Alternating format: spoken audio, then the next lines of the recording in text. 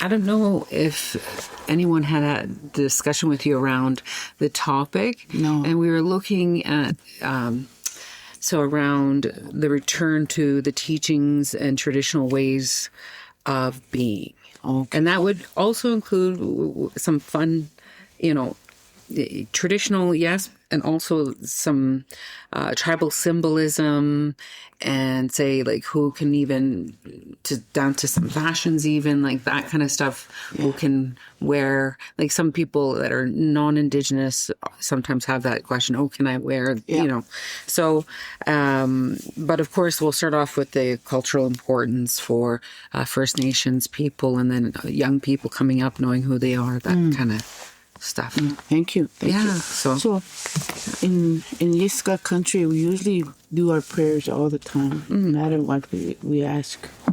Even when we're going to bless the food, even when we're done, we're going to do a closing, because we ask the grandfathers to be near us, especially these kind of important projects where Indigenous voices, First Nation voices need to be heard, especially for our women. So I'm going to offer a prayer. Hayu adewaka. Hayu akisnanga bo state ambo zazantunga kubike ishnis. Hayu ni makote agicheke ni ndakos kabike makwade bintunga sibini kosibini ko bato sane oska shisha antini hamke. Hayu akisnanga nen mingat hayu ne wade toka udagu jabi umna nimba ebide hayu yebis de dam de hanjiti boat. Ne wincho muya minehtia makwade muya wagia muya ina makochi in kushin pejda na iyonge nage hayu makochi nenis ni tuksans wede jamde wiye bichakuka hayu nenge mine datin ya pedabik tenehtin daga unda kabi shakya enchaya btaya dosa ini simt hayu ne dukamle hayu ndakos kabi makwade bi hayu na makochi naguni adewaka inji nangaptunus na umita dina umita nanguni yamni aku nabita stacho wokenis stacho shiebish dying kibichin ishnish. Hi for my Cree grandma. Hey. My grandmother's Cree. I guess I'm partially Cree. Oh, wow. Yeah, my mother, she's from up in northern Saskatchewan, so Woodland. Yeah. And they speak the TH dialect. Yeah.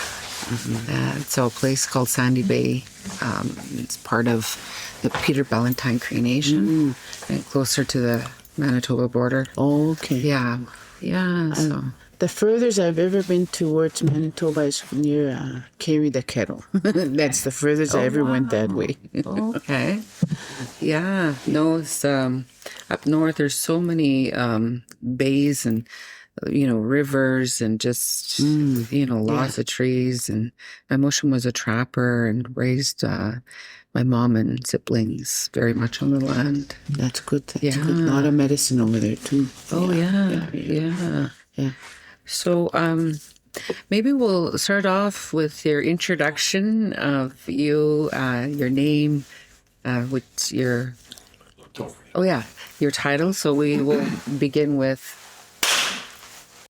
We Are Here podcast here on the Stoney Nakoda Nation with Krista Hunter, and we're so glad you're here with us today to impart your knowledge, wisdom, and all that we look forward to hearing your stories. Maybe if you want to introduce yourself, that would be wonderful. Thank you. First of all, Ambawastet, Nogachuganuya, young buffalo woman. That's the given name I was given to in ceremony. My English name is Krista Hunter. Apparently, I was named after a nurse that helped deliver my mother. I serve on Chief and Consul for the Good Stoney Nation currently. I serve in my second term, but I'm also a grandmother, and I take the grandmother role very, very in high regards. I have 6 children, and I'm also an auntie that is trying to practice our traditional customs, roles, and rights so that I can pass on what has always been passed on from generation to generation. So thank you for having me here. I'm honored and I'm eager because knowledge and sharing and education is that I think the key to self-determination, self-determination for our people. Thank you. Thank you. And so that's sort of in line with my first question and understanding. So for the people that are listening to this, young people, non-Indigenous people, First Nation, Métis, Inuit, and mainstream, right, of the whole world, in fact. What is the importance of understanding oneself culturally as First Nations people? Okay. Well, for me, fortunately, I was raised by my Cree grandmother who married my grandpa, who's Stoney. Grown up in two cultures, the Cree teachings and the Yiska teachings. Unfortunately, my mother was sent to a residential school in Maskwacis. If it wasn't for my grandmother's teaching, I think I wouldn't be here today. My grandmother is a pipe holder, also a medicine woman, also a healer, but also a wife, a mother, and a grandmother. And my grandfather's name is Hunga Humbiska Mani. In English term, Chief Walking Eagle. Morley Beaver, English name. So my grandfather from day one wanted to coexist with what was coming towards our people. So from that background and my grandmother's background, the teachings that we were always taught were both more traditional because we lived outdoors. I grew up in Waptamnoda, which is Rocky, north of Rocky Mountain House, Bighorn Reserve. I grew up there mostly outdoor. From June till end of September, we would be out in our camping areas, gathering, hunting, gathering such as berries, wild spinach, wild turnips, wild onions, berries, all kinds that we couldn't get. But mostly our people in Waptamnoda used to hunt the rams. So we had ram meat, moose meat, elk meat, deer meat, rabbit meat. And then the medicines. The medicine is also part of who we are, our identity. During those times, it was very sacred in terms of how we collect, how we gather, how we process, how we harvest, how we use. So I was fortunate to grow up in that environment. But I'll stop there, but I'll kind of jump into where residential school played a part. And we all know what has happened to us in residential school. My mother came back. She was over there for 8 years, I believe, about 8 to 16 she came back.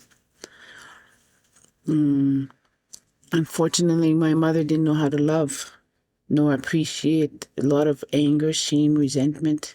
So I kind of grew up in that environment. After my granny passed away, more or less homeless, not remembering.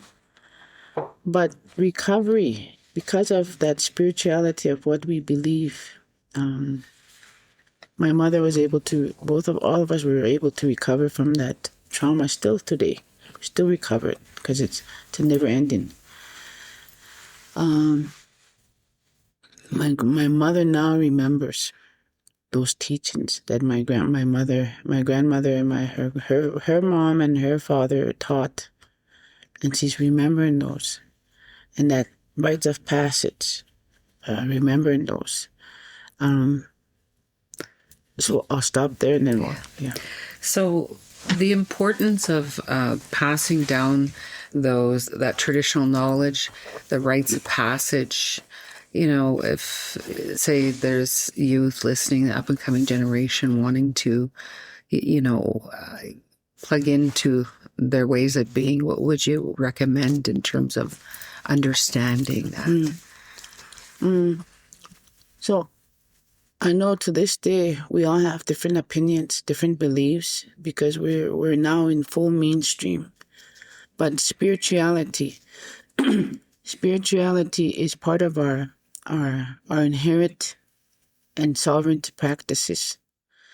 Spirituality is Waka, great creator. Great creator creates all living, different people, different colors of people. All the trees that we see out there, different set of trees, bushes, poplar, leaves, pine needles, but also rocks, water, the sky, the animals. Look, even that dog. So all creator's creation has spirit. So part of the Yithka teaching, we were always told that it's Wakandijinat, it's creator only.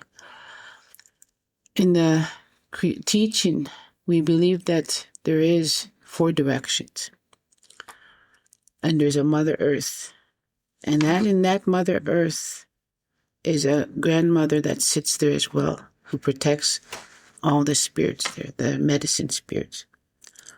But also in the grandmothers, we have Grandmother Moon, who has bestowed us a lot of strength for women.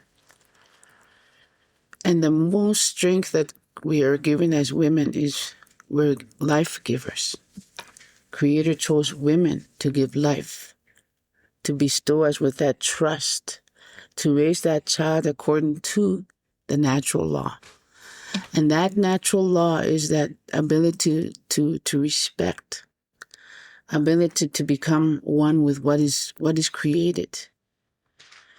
So for women, we are given a very powerful tool, and that's the menstrual cycle. And in that menstrual cycle, it's so powerful that it can affect medicine, pipes, song, ceremony, hunting. So that's how powerful women were at one time. So for us women, what we were taught growing up, when we become the rites of passage, when we become of that age, in the community, in our village, or in where we are, certain women were chosen. Sometimes it might be that midwife, or sometimes it might be that medicine woman. But some woman in high prestige was selected or chosen, gifted and homaged and honored, and asked, "Can you teach my daughter the rites and the passage to be who we are?" So women were taken for 4 days. And foremost, there was that spiritual belief, Wakande, Creator's creation. For women, we were supposed to be respecting everything that's out there, respecting ourselves.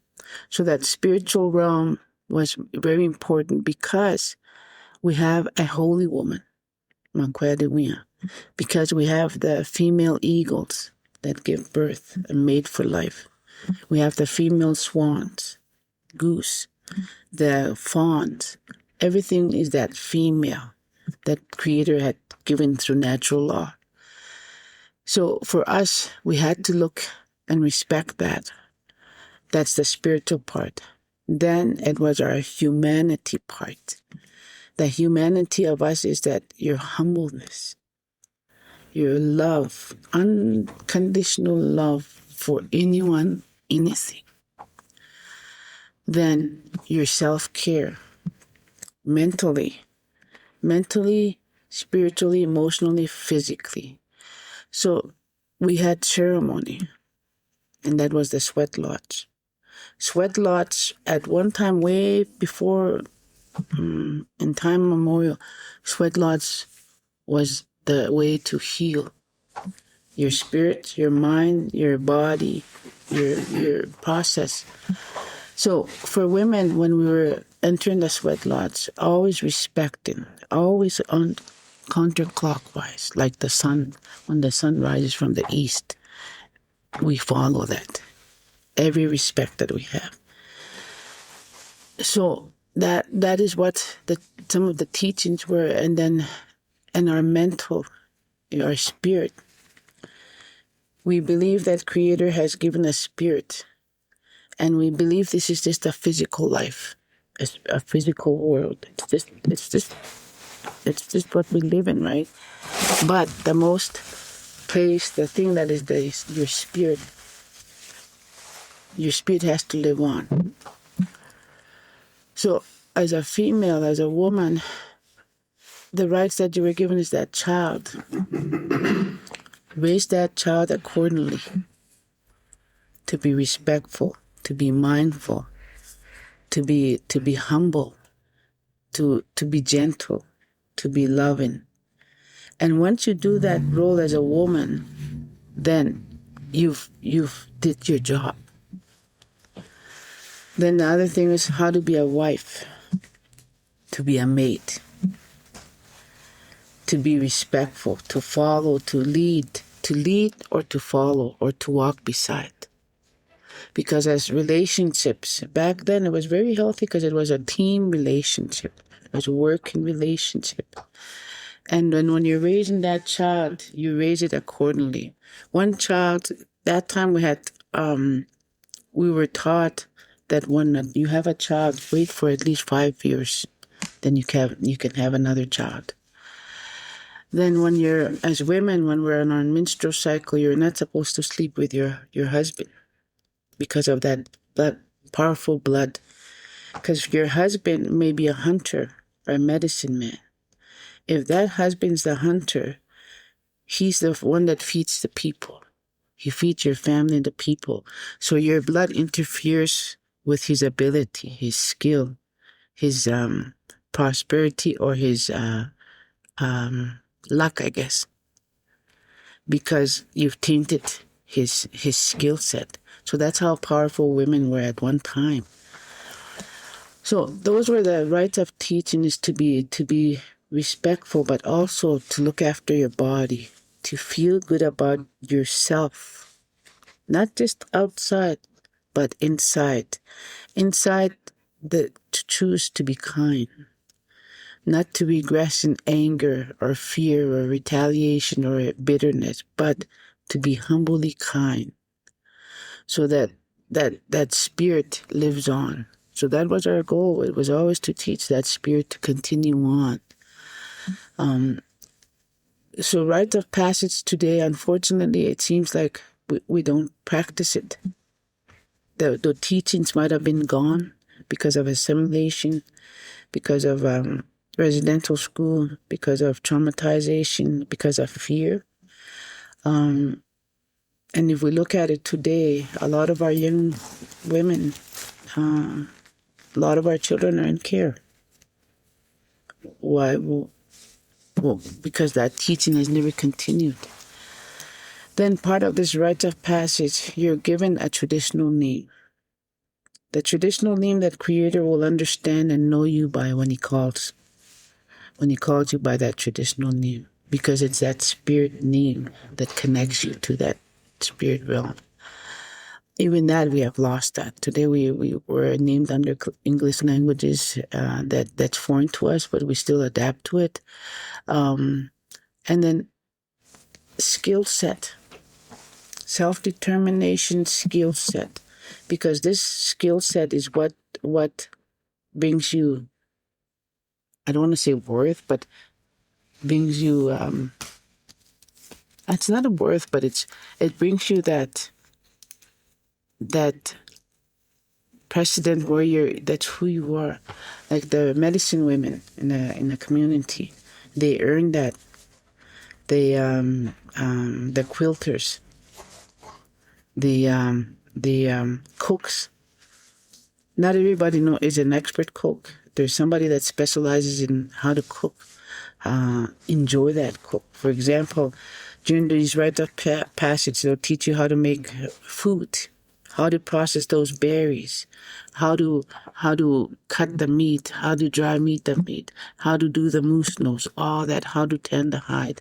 So that was a skill set that was taught and given, so that that's who you are. That's your today. I guess that's your career. It would have been back then, but this is what will move you and your family forward in terms of in the community, contribution in the community. And part of that also being in the community collective was collective ogichigiam, help one another. Don't wait for somebody to help, ask you to help.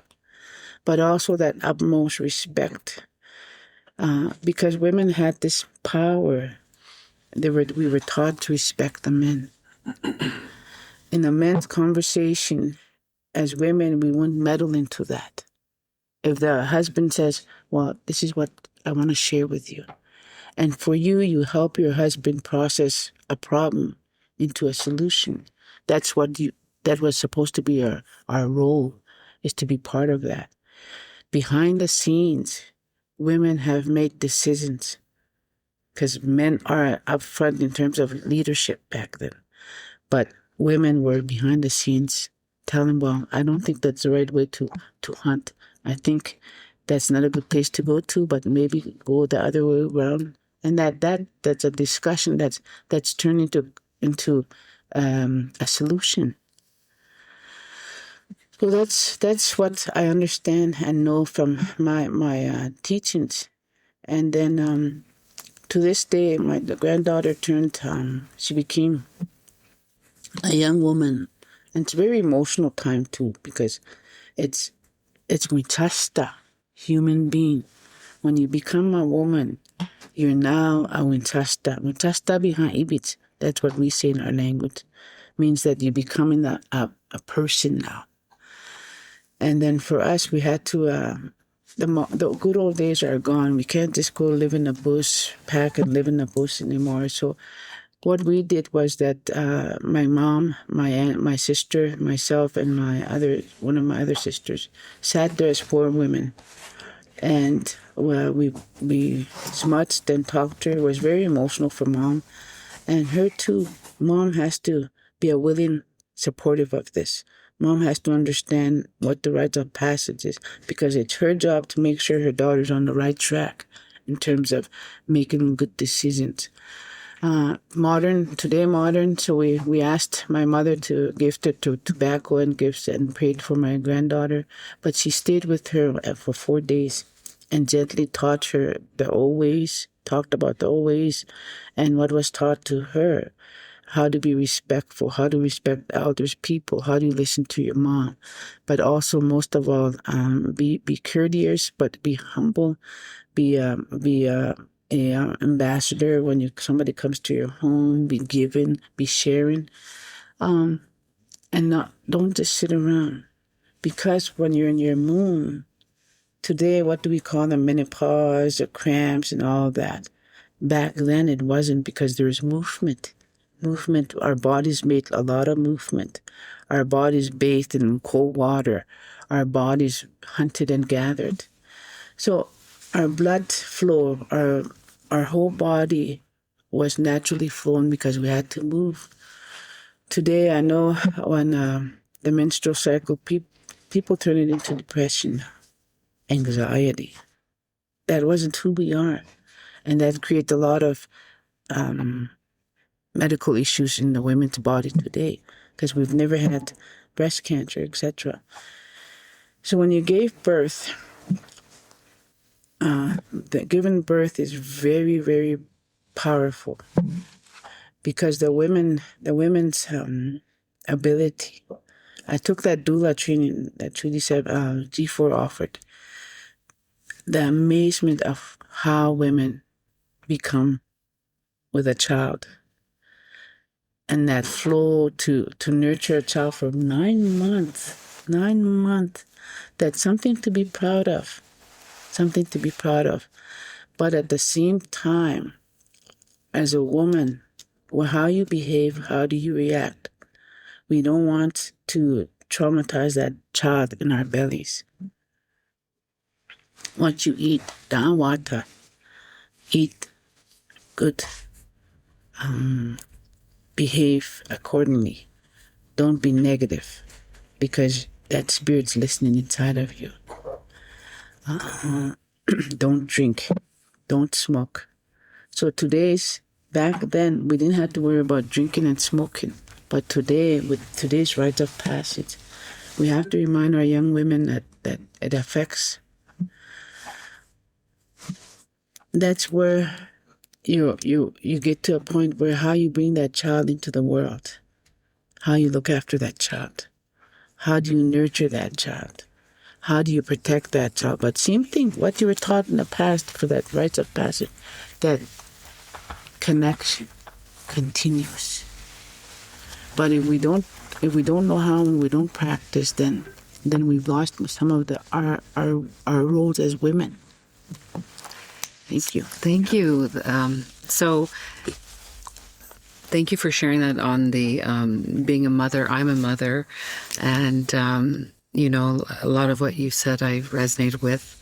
And looking at this up and coming generation, so my daughter's going to be 20 soon, and I brought her up in a way that I wasn't brought up, around powwow, because we're northern people, but we live down here for the past, almost 30 years, and amongst on the Thni Nation lands at Redwood.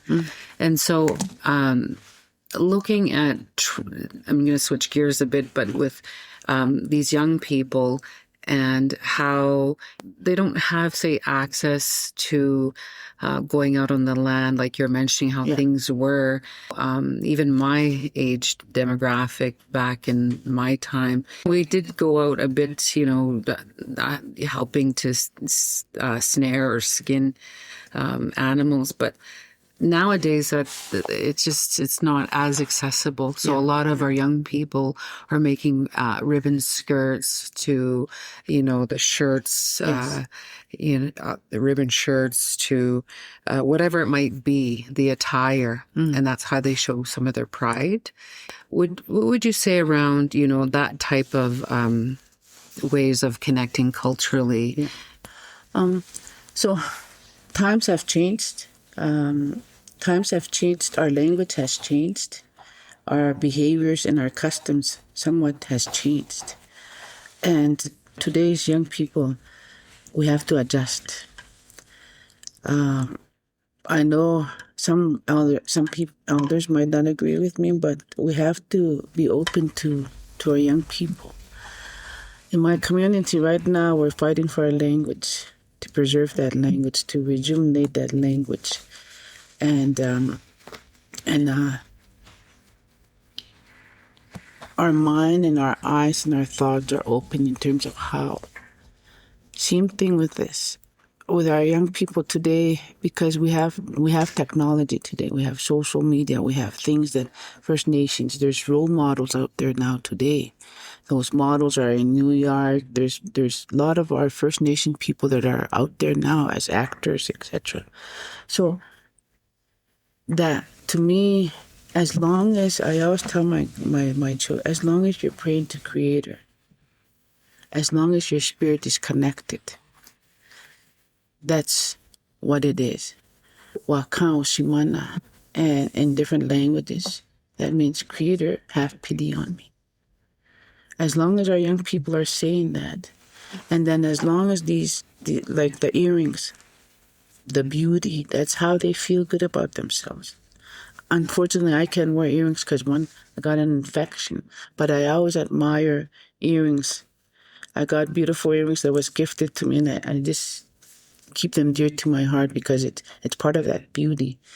So I think for our young people, our next generation of people, as long as, like I said, as long as they're connected spiritually, the adaptation to the times that are changing, especially with the powwows. Powwow today is not the way it used to be in the past. Powwow is about competition now. Powwow is about that celebrity status. That's how I see it over the years. And it unfortunately, today, money is utilized. And the way that is, right? But at the same time, what I see is that it brings a lot of these young people that are committed to the powwow circle to be healthy. They're starting to look after their bodies. I've seen a lot on TikTok and social media where they're doing exercises, eating right, making choices. I think it's as long as they know who they are, their identity, and their sense of culture, which community they come from. And nowadays, everything's common. Like the earrings common. The ribbon dress is now common. The Lakota and Thni and the Cree and the Anishinaabe, they all have different sets of design, right? But what I see that is, I like the one you're wearing that's Lakota design, because it's got that star in there. So as long as we understand those things, I think it to my opinion, I think it's okay as long as our young girls are connecting back to their roots. I sit on child and family boards, and I know a lot of our kids, especially the 60s groups, they haven't reconnected to community. And how do we reconnect them back? I know a lot of people in urban societies. I won't call it urban because First Nations have always been here all the time. So they're in BC, they're in Edmonton. They're traditional areas. They look for answers or advice. I know that too because I also take part in the children's cottages in the city, and we have a culture room at that level too. And it's for anybody. We have smuts, tobacco, sage, anything that somebody wants to use. We've put that in that one room there. So I think that's how I see it. Is just as long as they're connected spiritually, because it's that spirit that's very important, in my opinion. Yes, no, thank you. I agree with that. And I was thinking about, so these are from L&E, Goodwill. And I got these up in Muscle Cheese. Yeah. And thank you. I love quill work. Mm-hmm. And I was going to say that with some of these designs, I know that nowadays you can purchase things, say, through Instagram. Yeah. And there's people that are making like a business out of it. And some of it, like say a pair of earrings is, $300 to $400. Yeah. Sometimes it depends on, and of course you want to ensure that you're paying the right price for certain things. And then there's some people that just say are reconnecting with a community. But I'm wondering, some of the people have taken this up, say beadwork to quill work to different type of designs, even like designing. What do you think about people using different tribal designs that aren't theirs, and they're making profit off of that, or doing stuff like beading, say, Cree floral, and they're, the Lakota, or not even, maybe they're, say, Métis doing geometric design. So the inter sort of woven of those things. For me, we were once collective people, sharing people. Sharing that knowledge and that wealth, co-sharing. Economic development is purchasing. Economic development is employing. But also it's in our culture, in our people, it's sharing that pride and that ability, artsmanship, mastery, right? That's what it is. So I think to me, it's we, the people, the consumer, indigenous consumers, buy based on what we like and quality. This one of the local girls bought and made it. And I bought it off of her. I bought two, but I gave one to my mom. And this little tiny boons, it was so cute, so I bought it. And she said, yeah, if you ever want more, I said, yeah, no, don't stop, keep selling. My opinion would be on that is that it's a shared culture. It should be a shared culture. We shouldn't be dividing and conquering that quality of culture that we're trying to show the world. We're trying to show the world that, hey, we're here too. And look, we have people that have that skill and master the arts. The arts, like, I'm so fortunate sometimes to see Indigenous artists being posted right across Canada now. There's art that's being posted, and so, well, he's Indigenous, he's First Nation, he's one of our people. That should be bringing pride, right? That's how I look at it.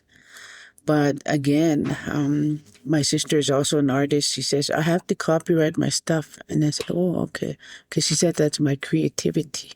I created that on my own. I didn't copy anybody. So it's from my own mind, my own spirit, and my own hands that made this. She's made a lot of beaded purses for me.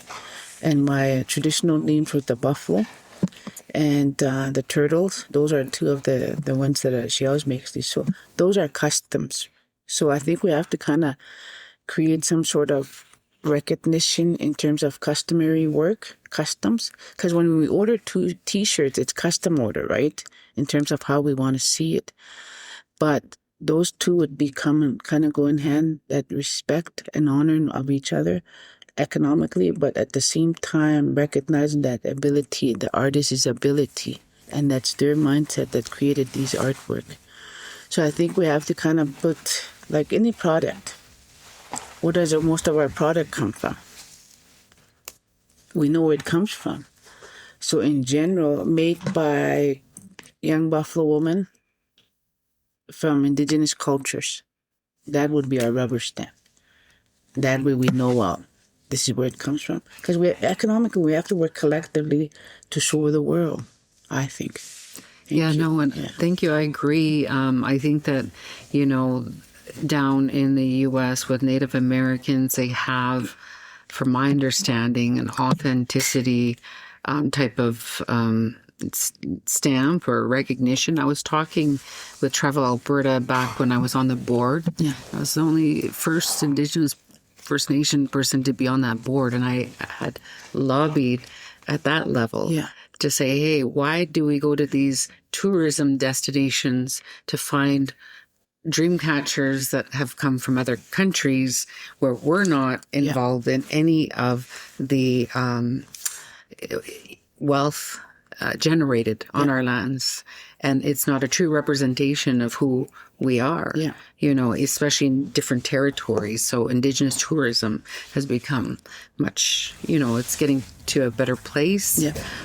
So I think that that's good, and working towards hopefully an authenticity that is made by Indigenous person, and who exactly would be great. Because a lot of people do ask now, when you're wearing something, well, who made that? So for instance, I got this from the secondhand store and put all these, I hand stitched this in out of a jean, cut up my jeans and had some fun with creating things. But I think that you're absolutely correct on sharing those. It's your creator gives you gifts, and sometimes that comes through creation of things, right? And I think sharing that is important, and I think that helps to break down barriers so that non-Indigenous people understand who we are. So in that, I wanted to just ask you about, is there anything that you would share with people that are listening around, say they're non-Indigenous and they want to be wearing certain things? Is there a line in the sand, so to speak, what they can't wear?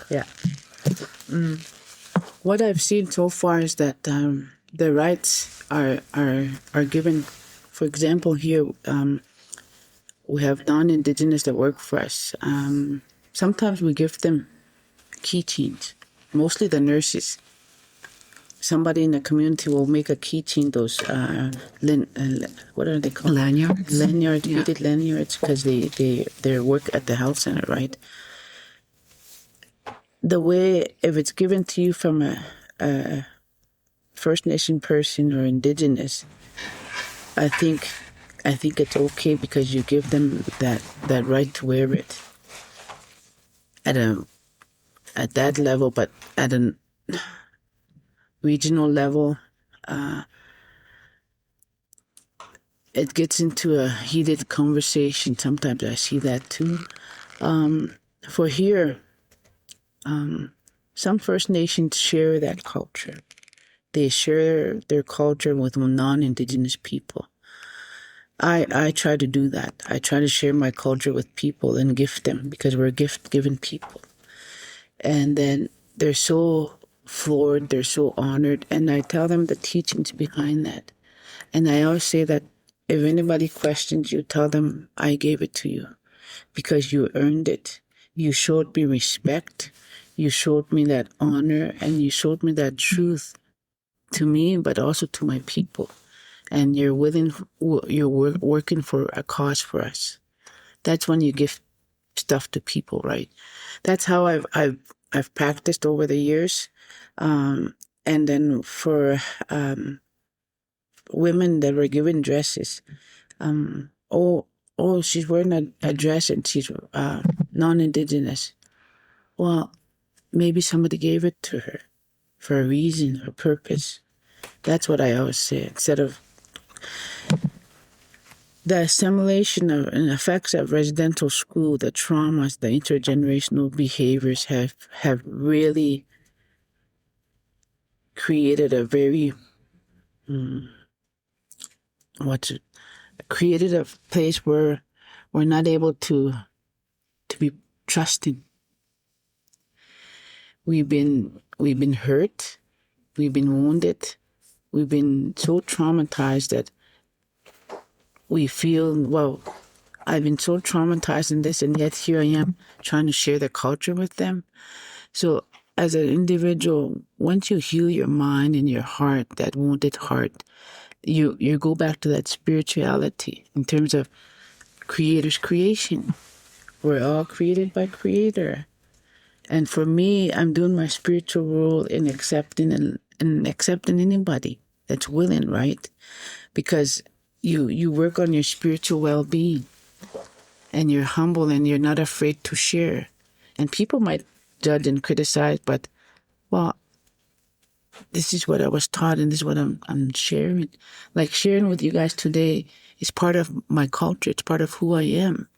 The more you share, one word might change somebody's mind. One word where somebody's feeling uneasy and uncomfortable you might make them feel good. So that's my practice. So I think I like to be coexisting with the rest of humanity, people. I like our people to be accepted and understood in terms of why we do this, why our customs and tradition is very important to us. And for somebody like look at the clothes we wear. Who made the clothes we're wearing? We didn't make this. And they don't tell us to take it off. So if people were wearing traditional dresses, non-Indigenous women particularly, it's an honor for me too, because I know they're respecting us. And I know they're being honoring us by wearing that. That's how I look at it. Especially when Truth and Reconciliation Days happen, Aboriginal Days, our local areas here, some of our teachers. Because here in Exshaw, most of our students are in Exshaw School, Canmore, Banff, Cochrane. So there's a few people that work for us, and then we work with them. And I work with a few people that I'm teaching so that they can understand. So those people can go and say, hey, did you know that this is what the Stoney people do and this is part of their culture? And then did you know that all Indigenous people practice the counterclockwise? Did you know all the Indigenous people use sweetgrass to smudge? Sage to smudge. Did you know that they even use shells to smudge? Wouldn't that be amazing if the non-Indigenous population knew that? That spiritual and humbleness connects to the heart. Oh, that racism, that not knowing. We can be part of. We need to be part of teaching as well, and we can't be stuck being a victim. because that's just hurting us more.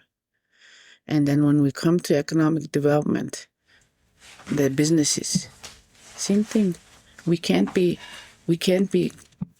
divided and conquered between each other. We have to uplift each other, support each other's abilities, right? So that's who I am personally. But like I said, that's my growth. That's who I try to practice. Those that are willing. And some people aren't going to be willing and open to that adaptation or a coexistence. It's going to take time. But might as well start small.